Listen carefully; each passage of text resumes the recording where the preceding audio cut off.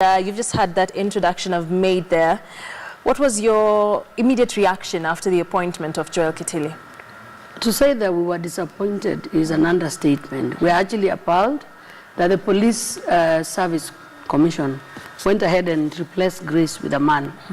When Kitili was hired last year in an acting capacity, of course we contested, we went to court, we filed a suit, and we said that this is a position that should have been filled by a woman, even if Grace Kaindi had reached the retirement age.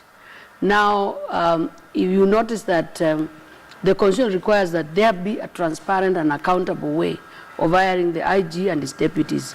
But this has been hush-hush. It's been done in the background.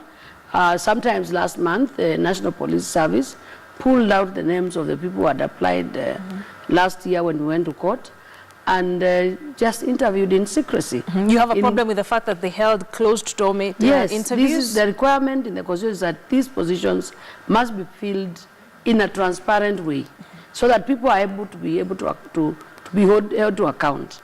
Now, the fact that there was no public participation in itself is a violation of the spirit and the law of the Constitution. Under Article 27(8), the law requires that no more than 2/3 of one gender shall fill any appointed positions in Kenya.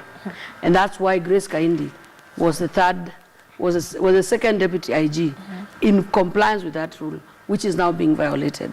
Well, last year, that was, to be specific, September 2015, when President Uhuru Kenyatta made that announcement that he will be replacing Kaindi with GSU Commandant, now former, Joel Kitili, and gave Kaindi an ambassadorial position, just appointed her as an ambassador of the country.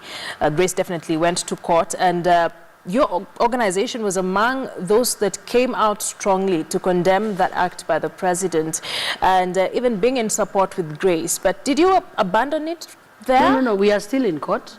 The case has not been finalized. We are still in court, and that's why we are saying today that we have to go back to court and make sure that this is reversed. Because these are gains that the women have earned through the struggle to get this new constitution in place. We cannot allow the states not to plow back those gains for the women of Kenya. But we understand that the former deputy of the IG, Grace Kaindi, has agreed to settle out their issue out of court. Are you still going to go forward with it when there are two different the center cases. stage of this case? There are two different cases. There is a case where FIDA has sued as a petitioner. And what we are saying is that the principle must be upheld. And we are in court saying it doesn't matter who you hire. It is not about Grace Kaindi. It's about that position, that if the IG is a man and the other deputy is a man, then the second deputy must be a woman. So we are not in court to protect Kaindi's rights, because those are employment rights. Yes. We are in court to protect the principle that this position should have been given to a woman. We are aware that the National Police Commission actually interviewed 2 women who we believe are competent, have what it takes to have been able to replace Grace.